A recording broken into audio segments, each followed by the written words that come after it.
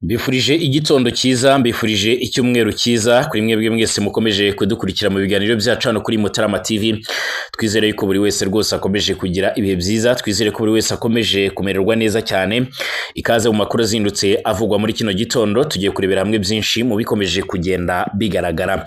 Ndakubwira yuko ku butaka bwa Repubulika Iharanira Demokarasi ya Kongo, bamwe mu bayobozi bakomeye cyane bari muri guverinoma ya Kongo bakomeje kugenda berekeza mu gice kigenzurwa n'umutwe wa M23 nyuma y'uko Joseph Kabila Kabange akomeje koherezwa mu bice bigenzurwa n'izi ntare za Sarambwe. Hari n'abandi bayobozi bagiye batandukanye ndaza kukubwira bimaze kumenyekana yuko nabo baba bamaze kwinjira cyane cyane muri iki gice cyangwa se mu bikorwa by'izi nyeshyamba nk'uko amakuru akomeje kugenda tugera bivuga cyangwa se nk'uko bikomeje kugenda bigaragara. Hanyuma kandi ndakubwira yuko u Rwanda ndetse na Repubulika Iharanira Demokarasi ya Kongo byamaze guhurira mu nama ikomeye cyane, inama yabereye i Addis Abeba mu gihugu cya Ethiopia.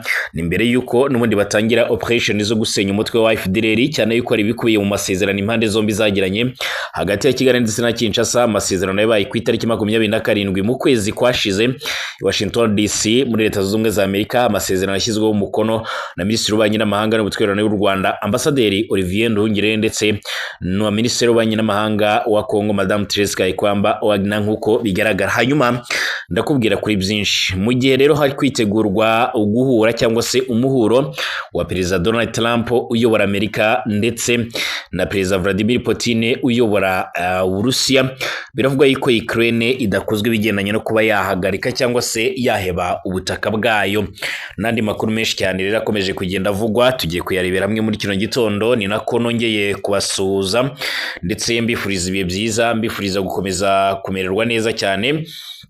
Niba ari ubwa mbere ugeze hano, nyamuneka kanda subscribe kugira ngo dukurikire mu buryo buhoraho, utanga igitekerezo kandi like ibiganiro byacu nabisangize ku nshuti zawe. Twibanda ku makuru agezweho kandi abarimwo aravugwa mu bigendanye n'umutekano, politike, diplomasi ndetse n'ibindi bigiye bitandukanye. Nyemera rero turebere hamwe byinshi mu bikomeje kuvugwa cyangwa se mu bizindutse bivugwa. Niba uri mu Rwanda, nkwifurije ibihe byiza cyane. Niba uri mu karere k'ibiyaga bigari, niba uri ibwotamasi mu bihugu bya kure, nkwifurije nawe ibihe byiza cyane. Reka kwanza tuyatangirire cyane cyane kuri aya makuru akomeje kugenda avugwa.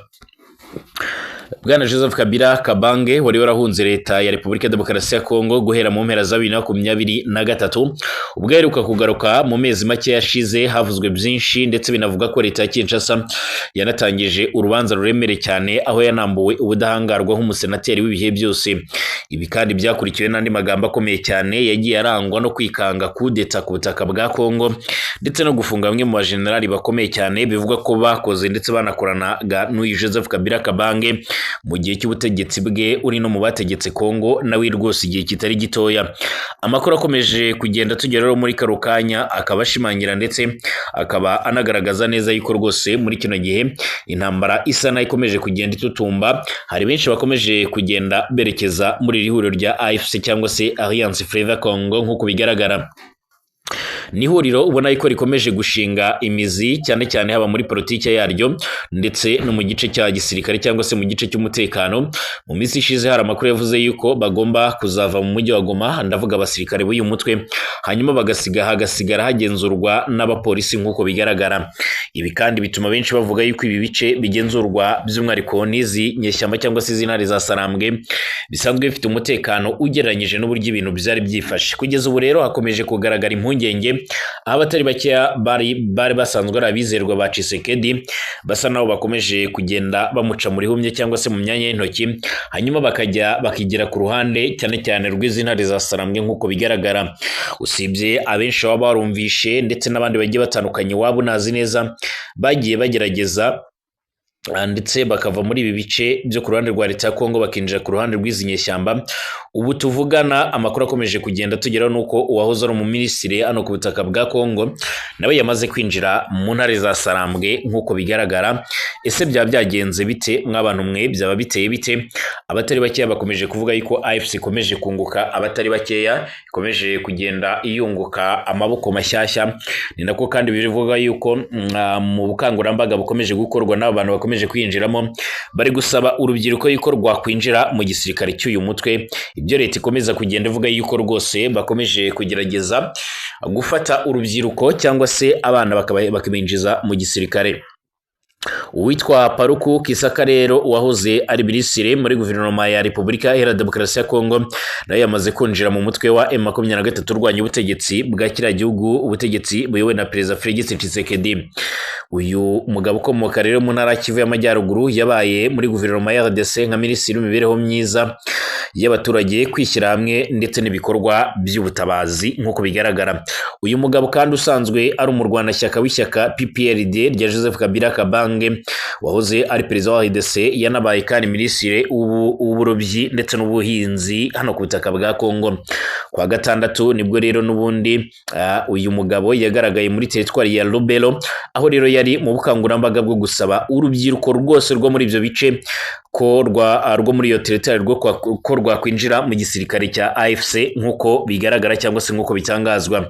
Muri ubu bukangurambaga kandi uyu mugabo yari kumwe n'abandi bo mu bwoko bw'abanande bavuga rikijyana, barimo nk'uwitwa Lumumba Kambere ndetse n'uwitwa Wanza Valele Timote n'abandi bagiye batandukanye nka Adrien ndetse na Jerive n'abandi bagiye batandukanye basanzwe bavuga rikijyana muri bira bice, bari gusaba urubyiruko kwinjira muri uriya mutwe, bakinjira mu gisirikare bagahabwa ibyintozo, hanyuma bagashaka by'umwihariko gukuraho cyangwa se bagashaka guhindura byinshi ku butegetsi bwa Kongo. Uyu mugabo by'umwihariko bivuga yuko yaba yarinjiranye ingamba zikomeye cyane ku buryo zaje gutera impungenge.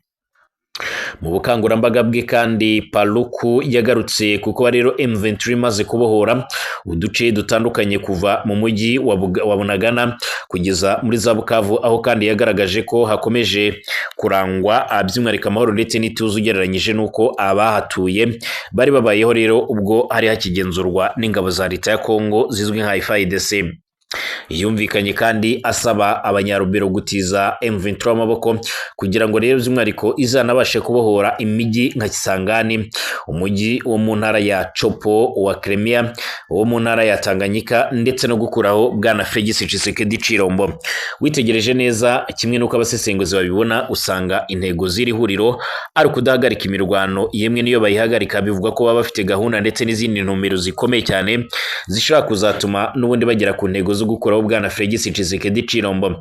Abakurikiranira hafi rero ibigendanye n'iyi ntambara bo bagaragaza ndetse bakanemeza neza yuko iyi ntambara ikomeje kuba ndende cyane ku buryo kugeza amagingo aya ngaya abakurikiranira hafi ibibera hano ku butaka bwa Kongo ngo basanga rwose bwana Tshisekedi yagomba kuzava ku butegetsi byanze bikunze, bitaba ibyo ngibyo n'ubundi akazabuvaho nabi, ko kugeza ubu ngo uyu mutwe ukomeje kumurusha icyo twakwita nk'imbaraga ndetse n'uburyo bw'imiyoborere, cyane yuko abaturage kugeza amagingo aya ngaya bigaragara yuko bo baba babayeho neza kurenza uburyo n'ubundi babagaho muri ibi bice ubwo byagenzurwaga n'ingabo za leta. Hanyuma kandi amakuru dufite aravuga yuko i Addis Abeba mu gihugu cya Ethiopia aherutse kubera inama ikomeye cyane yahuje abategetsi b'u Rwanda ndetse na Repubulika Iharanira Demokarasi ya Kongo.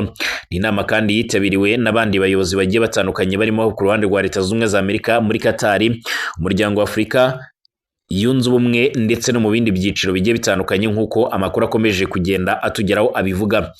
Abangaba kandi by'umwihariko ngo bagombaga kurebera hamwe uburyo bagomba guhuriza hamwe ibikorwa byo gusenya umutwe wa FDLR.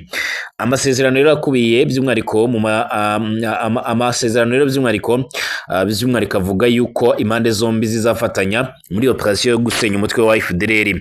Nubwo ku rundi ruhande abantu benshi batajya bizera neza ibigendanye no gusenya umutwe, cyane yuko inshuro nyinshi hagiye hategurwa bene izi operation wasangaga by'umwihariko bigaragara yuko kugeza amagingo aya ngaya abenshi cyane cyane abo ku ruhande rw'u Rwanda nta cyizere bafitiye ubutegetsi bw'i Kinshasa.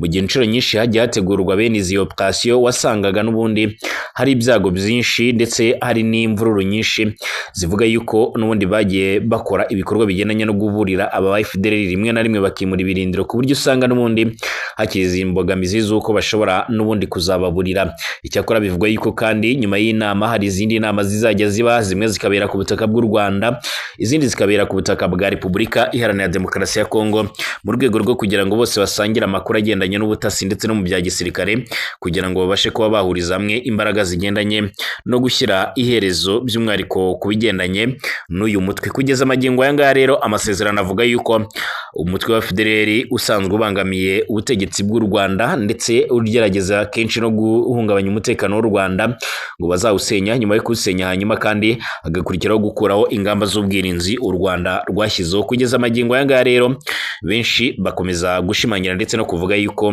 mu gihe intego zaba zigezweho n'ubundi hazakurikiraho Repubulika ko uburasirazuba bwa Kongo nabwo buzashyirwa ku murongo mu gihe cy'iminsi igera kuri 30 yose. Mbashimira bakomeje kudukurikira, tugareke mu kanya.